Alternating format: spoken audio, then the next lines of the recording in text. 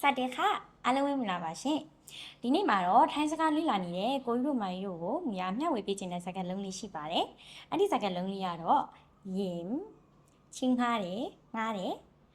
6ချင်းငှားတယ်ငှားတယ်ဒီနှလုံးကအတူတူပဲပေါ့နော်ဒါဆိုလို့ရှိရင်ဒီနှလုံးကဘယ်လိုအခြေအနေမျိုးမှာဘယ်စကားလုံးလေးကိုသုံးနေဆိုတာကိုမြာဥပမာလေးနဲ့ဒေတာလေးရှင်းပြပေးပါမယ်နော်ပထမဆုံးတစ်လုံးအနေနဲ့ယင်ငှားတယ်ချီးတယ်ပေါ့ဒီစကားလုံးလေးကိုသုံးချင်တဲ့အခါမှာ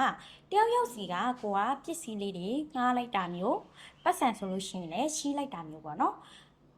ငှားပြီးတော့ပြန်ပေးရတဲ့အနေအထားမှာဆိုလို့ရှိရင်ဒီ yin ဆိုတဲ့စကားလုံးလေးကိုသုံးရအဖြစ်ပါတယ်ရှင်ဥပမာစာကြောင်းလေးတစ်ခုနဲ့ရှင်းပြပေးမယ်နော်ကျွန်တော်ပတ်စံချီးတယ်ဆိုရင်ဖုံ yin ငွန်းဖုံ yin ငွန်းနောက်တစ်ကြောင်းဘောပင်လေးငှားလို့ရမလားขอยืมปากกาหน่อยได้ไหมขอยืมปากกาหน่อยได้ไหมဘောပင်ငှားလို့ရမလားပေါ့နော်နောက်တစ်ကြောင်းဖုန်းငှားလို့ရမလားဖုန်းငှားလို့ရမလားဆိုရင်ขอยืม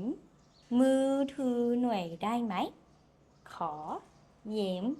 มือถือหน่อยได้ไหมဒီလိုမျိုးလေးတောက်နိုင်ပါတယ်ရှင်နောက်တစ်လုံးလေးကတော့6ချူးရယ်ဆိုတဲ့စကားလုံးလေးပေါ့နော်ဒီစကားလုံးလေးကဘယ်လိုအခြေအနေမျိုးမှာသုံးတာလဲဆိုလို့ရှိရင်အခကြီးငွေပေးပြီးတော့ငှားတဲ့ခါမျိုးမှာသုံးတာပေါ့နော်ဥပမာအနေနဲ့ပြောရရင်ကားငှားတာတို့ဆိုင်ကင်ငှားတာတို့အခန်းတွေငှားတာတို့ဆိုင်ခန်းတွေငှားတာတို့ပေါ့နော်ဒီလိုငှားတဲ့အခါဆိုရင်ကိုကအခကြီးငွေပေးပြီးတော့ငှားလိုက်ရတယ်ပြန်မရဘူးပေါ့နော်ပေးလိုက်ရတဲ့အခကြီးငွေကဒီလိုအခြေအနေမျိုးမှာဆိုရင်တော့6ဆိုတဲ့စကားလုံးလေးကိုသုံးတာဖြစ်ပါရဲ့ရှင်ဥပမာစာကြောင်းလေးနဲ့မျက်ရှင်းပြပေးမယ်နော်ဘသူ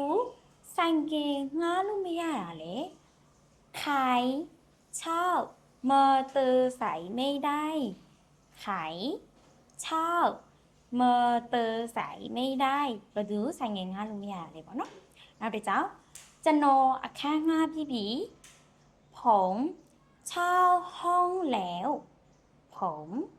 เช่าห้องแล้วကျွန်တော်အခန်းငှားပြီးပြီဆိုတော့မြန်ဝေပေးထားတဲ့ဟာလေးကိုအားလုံးလည်းနားလည်ကြလိမ့်မယ်သိသွားလိမ့်မယ်လို့ထင်တယ်နော်ဒီထက်ပိုပြီးတော့ထိုင်းစကားပြောနီးစနစ်လေးတွေကိုလေ့လာခြင်းနဲ့ဆိုလို့ရှိရင်မြာတို့ရဲ့ Unshare တွင်သင်တန်းမှာအခုပဲသင်တန်းအပ်လို့ရပါပြီရှင်